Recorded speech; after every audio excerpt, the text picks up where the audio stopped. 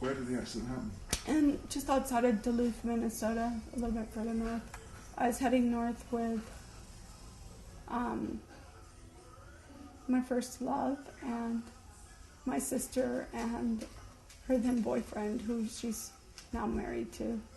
And we were in Earl's car, his car, a little red Ford Fiesta. And we were exiting, going slow. I was sitting, somehow, I don't know how, but somehow we had managed to get 2 canoes on top of this little 2-door hatchback. And we had all our luggage in the back, so we only had half a seat left in the back. So Tim was sitting on the seat of the car, the half a seat that was left, and I was sitting on the floor with my feet behind the driver and my butt behind the passenger, with my head tipped back in Tim's lap.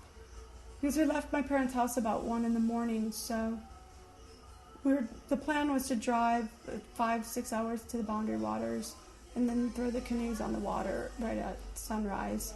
So then we'd have a whole day to canoe and find some good campsite and be there all of Friday and Saturday and as long as we could on Sunday, and then drive back on Sunday and go back to work on Monday. And somewhere outside of Duluth, we got hit by a big old Buick going fast. We were a little car going slow, exiting to get gas. I was asleep, but I could hear them talking about stopping to get gas. So I was in that kind of sleep where you can't open your eyes. You're so tired, but you can hear. And the next thing I knew, everything was just a huge roar and rumble, and I felt like my head was going to fly off my body. And with my eyes closed, I could just see stars on my eyelids. And when the car stopped and it was quiet, then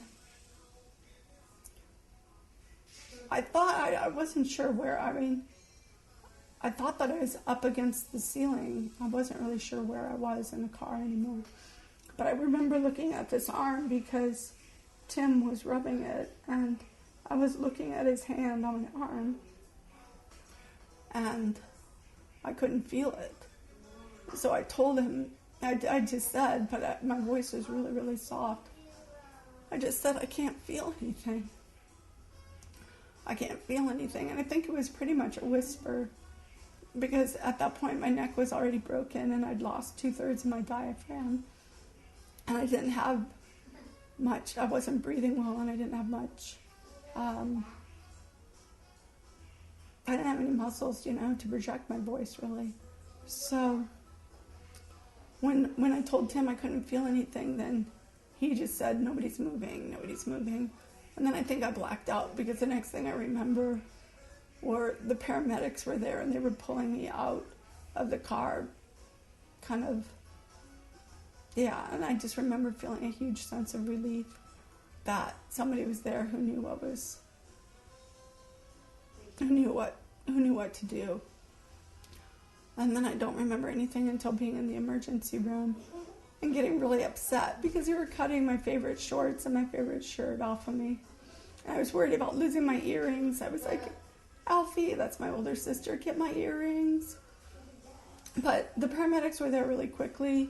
When the police got the back seat was smashed up to the front seat. We had about half a car left. I never saw the car, but I was told that if you just saw the car, you would never think that anybody had lived through the accident. So it turns out I was the only one that was hurt. Everybody else, my sister and her boyfriend, had their seatbelts on, luckily, so they didn't go through the windshield. And I think my head maybe broke a couple of Tim's ribs, but I was really the only one that was injured. And I told myself when I was in the hospital that it wasn't fair that the accident happened, and it should have happened on the way home, so at least I would have had this camping trip as a memory, and it would have been good.